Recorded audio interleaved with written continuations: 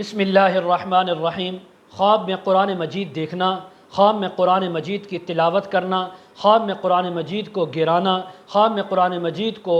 جلانا، خواب میں قرآن مجید کو کسی کو پڑھتے ہوئے دیکھنا، ان تمام باتوں کی تعبیریں آج اس ویڈیو میں بیان ہوں گی۔ ویڈیو کو آپ نے مکمل دیکھنا ہے، ہمارے چینل کو سبسکرائب کرنا ہے۔ حضرت علامہ ابن سیرین رحمۃ اللہ علیہ فرماتے ہیں، اگر کسی نے خواب کے اندر مصحف یعنی قرآن مجید کو دیکھا یا پڑھا ہے تو یہ علم اور حکمت ملنے کی تعبیر ہے، دانائی ملنے کی تعبیر ہے، اللہ کی طرف سے اس کی رضا والے اعمال ہونے یا کرنے کی توفیق نصیب ہونے کی تعبیر ہے۔ اور اگر کسی نے دیکھا کہ اس نے قرآن مجید کو خریدا ہے یا کسی نے اس کو دیا ہے اور اس نے وہ لے لیا تو اس بات کی تعبیر ہے کہ یہ علم حاصل کرنے والا، دانش حاصل کرنے والا، اور اسی طرح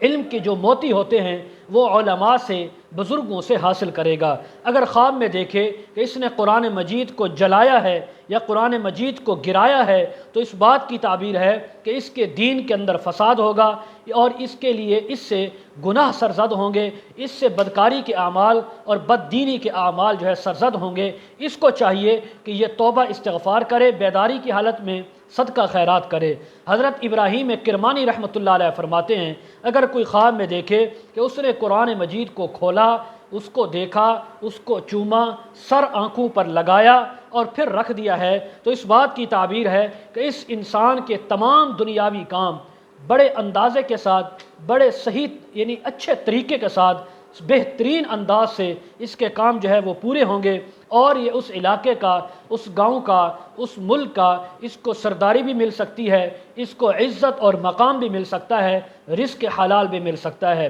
اگر کوئی انسان خواب میں دیکھے کہ قرآن مجید اس کے ساتھ باتیں کرتا ہے اور یہ قرآن مجید کے ساتھ باتیں کر رہا ہے تو اس بات کی تعبیر ہے کہ اس انسان کو نیکی ملے گی، نیک اعمال کرنے کی توفیق ہوگی۔ اور اگر خواب کے اندر یعنی اس نے دیکھا کہ یہ قرآن کے ساتھ بری باتیں کرتا ہے، قرآن اس کے ساتھ بری باتیں کرتا ہے تو یہ بدی پر دلیل ہے کہ اس انسان کے گناہوں کے اندر مبتلا ہونے کی